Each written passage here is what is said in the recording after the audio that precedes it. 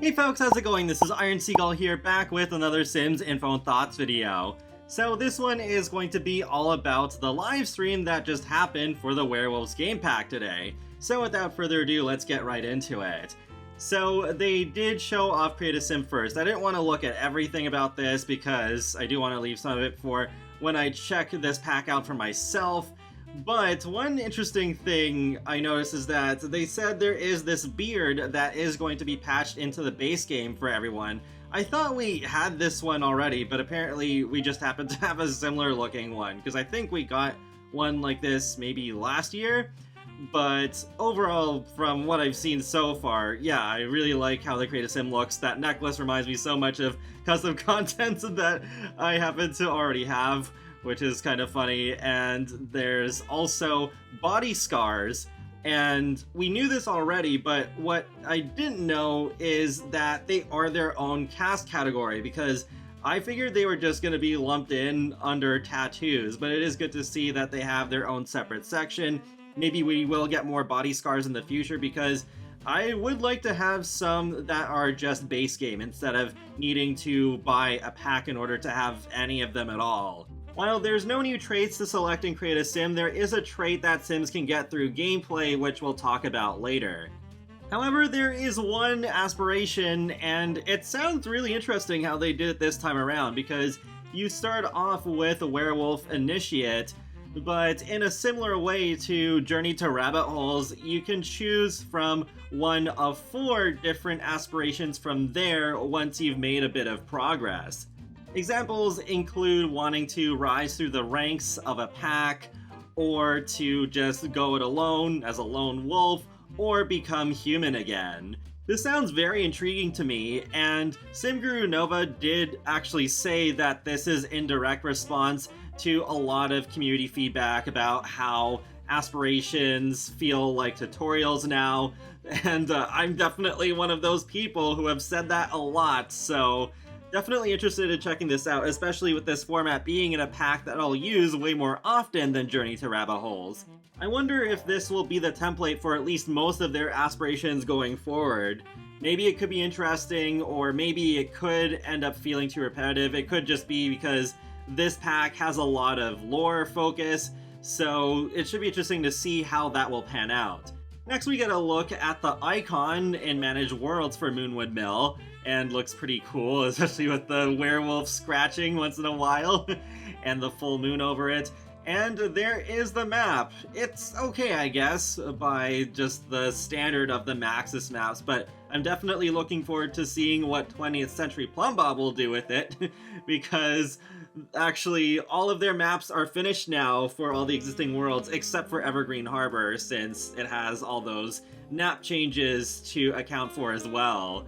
Then they talk about lunar cycles, which personally I'm very excited about. So they show this moon dial in the middle of Moonwood Mill, and you can use that to easily tell what phase the moon is currently in, though you can also look at that in the UI, because it is there right beside the clock, and it shows that it's a waxing crescent moon. However, one thing that has me really shocked is that lunar cycles are going to be part of the free base game update. They're not going to be locked to the pack like they were in The Sims 3 Supernatural, so it's like, whoa, this is a very unlike EA thing to do. So that is really great. I'm glad that everyone will be able to experience lunar cycles.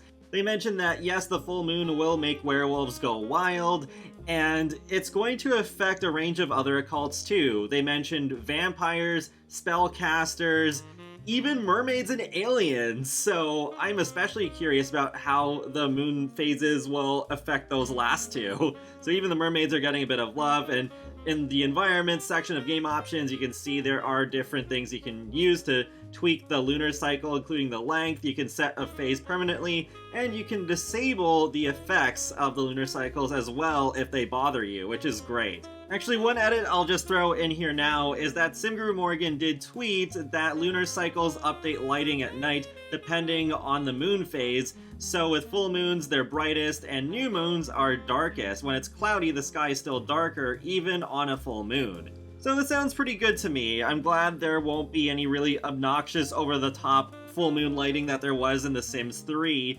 but that the lighting is still affected by the phases of the moon. What's also really helpful is that when you hover over the moon phase in the UI, it does show exactly what effects it will have on your sim depending on what they are, because with the human sim, waxing crescent moon does nothing for them, but for werewolves, it does give an increased skill gain from fitness activities.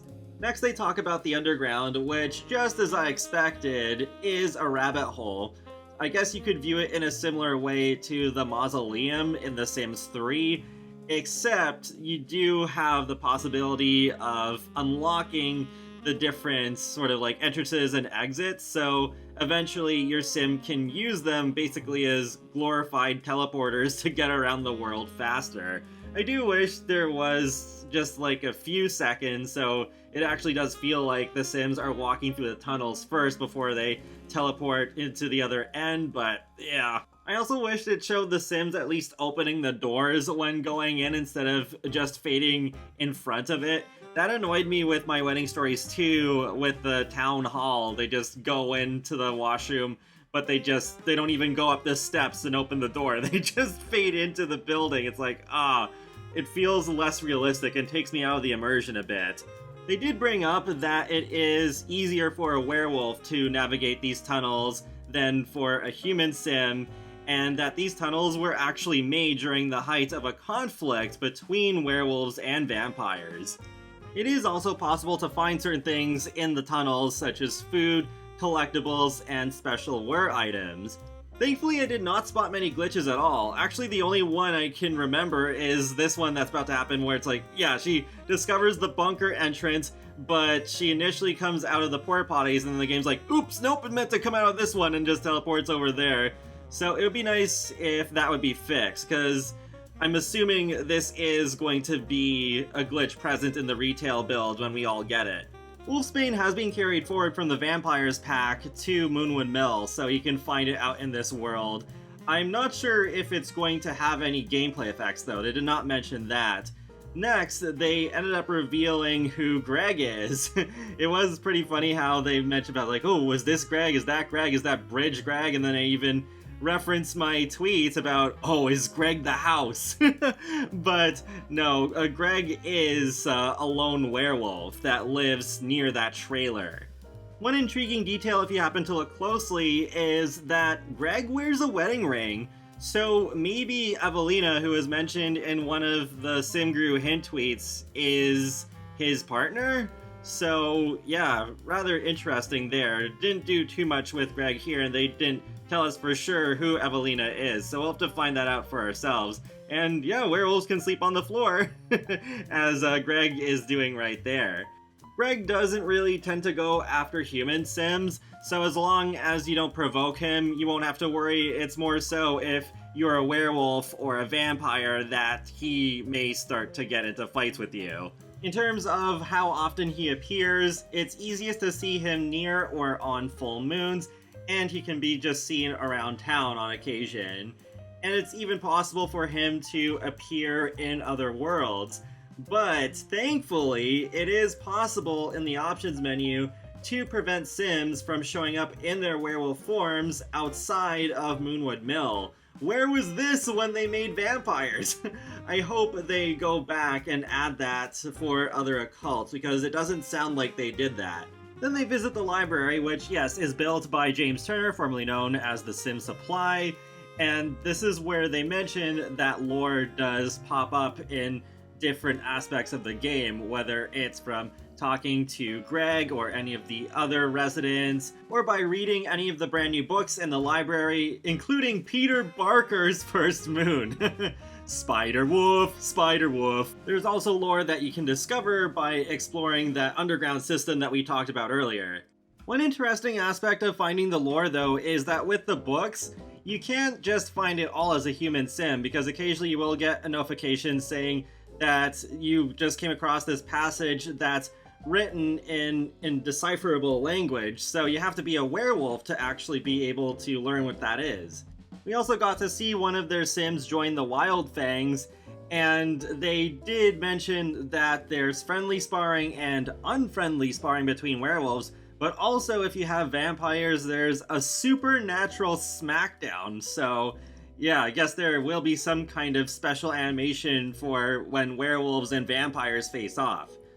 As far as the werewolf packs themselves go, I'm surprised they actually bear more a resemblance to the university organizations than clubs, because unfortunately there's only the 2 pre-made packs. You can't just make your own. Simguru Nova did confirm that on Twitter, alongside the fact that you can make your own werewolf-only clubs if you'd like. That definitely sounds disappointing, but I wonder if it might actually still work out when actually playing it, because it sounds like with the way that they did do the clubs, they would tie better into the lore and the aspirations. As an example, with the Wild Fangs, we do have 3 different tasks to do in order to keep our status. Pack participation, where you contribute to the pack and help out pack mates. Expand and explore by making the world your playground and expanding the reach of the pack. And improve yourself, redefine what it means to be a strong werewolf all around. In order to become a werewolf, there are 3 different ways. You can ask a friend to bite you, which is what is happening right here, and you can get bitten accidentally somehow, and you can, of course, become a werewolf just straight out of Create a Sim. There is one huge difference in the process if you ask a werewolf to bite you or if you get bitten accidentally. Because if you get bitten accidentally, you will first get werbies, and then eventually that does turn into the werewolf curse. But if you ask to get bitten, then you will skip the werbies entirely, and you will get the werewolf curse, so there will be less time before you transform into a werewolf for the first time. It's not instant, but it is a lot less time. But if it's not too late and your sim just has werebees, then you can ask Celine, the mixologist in this world, for werebees remedy. It turns out that there is more going on this lot than just being a bar, because the werewolf hangout you can see in the trailer is also here, and there is this special door that only werewolves can go through, so that is pretty neat. I'm looking forward to seeing what sort of werewolf hideouts people will post to the gallery. After showing what it looks like, they do go over to that mystery box that's being teased on Twitter, and turns out it is just an easy way to get into the underground. So no, it's not like some box to keep your werewolves contained if you don't want them to lose control. So I guess it's not as cool as some people were theorizing, but yep, that is what it's for. We also got a sneak peek at some of the new recipes in this pack, and I was pleased to see that one of them is cold cuts, because I do have cold cuts in my sandwiches pretty often. So I was like, oh, that's a nice little unexpected surprise. A bit later on, we do get to see the werewolf transformation, where initially those glowing eyes happen, and then that rather painful looking animation begins. You can even see other Sims cowering around him, and there we go, has turned into a werewolf and immediately goes on a rampage. Yep, that indeed is a thing with werewolves. So you're basically locked from doing a lot of just normal actions, and instead you could just go around smashing stuff. And oh yeah, that's right, there's the a bit of glitchiness with the running there, where yeah, they should probably only do that outside or only in very big indoor spaces. But yep, smash the toilet and now it's broken and howling. And then the werewolf also will smash the shower in a little bit here. And oh, the other sim actually is also enraged. But yeah, see there, it's just a bunch of question marks. This is rampaging. Can't do that right now. And yeah, then you have the option to smash the shower. And oh yeah, and that sim actually passes out, which is interesting. So I don't know if that's actually from having a low energy motive or if it is from being a werewolf. And now the sink is broken too. The rampages are being triggered by the fury meter being full, which is actually that red ball right there that is starting to deplete a little bit. Eventually it does run out, and in the case of being after the first werewolf transformation, the sim lost his clothes. So yep, that is a thing as well. And they also talk a little bit about the temperaments and the skill tree. The temperaments are supposed to be determined by your sim's personality traits, and they can basically betray you. For example, you can have a frisky temperament, which means that your sim can gain fury while being flirty. So it's like, uh-oh, well, I don't want to do that too often, otherwise my werewolf that's in heat will go on rampages more often. At least that's what it sounds like. It was at this point, unfortunately, that they were starting to get more pressed for time, so they didn't really explain too many things in a whole lot of detail. But for the skill tree, you do have all the different abilities that you can unlock, and there's dormant abilities. And with some of the things on the skill tree, it's not completely linear, but there's ones where they do have a prerequisite, where you need another one in order to get the other thing that you want. This is indicated by a thin blue line that connects from one ability to the other. With the dormant abilities, there's one in particular that caught my eye. Werewolf Diplomacy. Use diplomacy to win over werewolf allies. Kurt now has the social tools to convince others that werewolves are still somewhat human. Use his new werewolf diplomacy skills to bestow the werewolf ally trait on Sims, changing their outlook on werewolves forever. Successfully ask for werewolf sympathy on a non-werewolf sim. So this is the one new trait that I mentioned earlier that you can get through gameplay, even though it cannot be assigned straight from Create a Sim. So I think that is quite interesting that you actually can influence what just other Sims think of werewolves. And yes, finally, after much teasing on Twitter, they officially confirmed that yes, you can paint your werewolves the same way that you can paint cats and dogs. So that's a huge win for customization right there. And you actually get to see them paint a little twirly mustache on this werewolf here. So it's going to be pretty interesting just seeing what sorts of creations people will upload to the gallery using the paint tool on these werewolves. To end off the live stream, they did show us a very brief preview of all the build buy stuff. One interesting thing that was confirmed is that we're getting 2 new terrain paints in the base game update. But other than that, not really much for me to say about all this than what I've already said. Yeah, it all looks pretty nice. And I guess I'll just wrap up my thoughts on this live stream. So I think it was pretty entertaining all around. Went way better than my wedding stories, thank goodness. And it seems like there aren't too many glitches, so I'm less worried, a lot less worried that this is going to end up being a huge glitch fest. And that wraps up another Sims Info and Thoughts video, so feel free to let me know your thoughts in the comment section below, what you think of the live stream and Werewolves so far, and be sure to subscribe if you'd like to keep up with my latest gaming content. I will talk to you all later, and have a great day. Thanks for watching!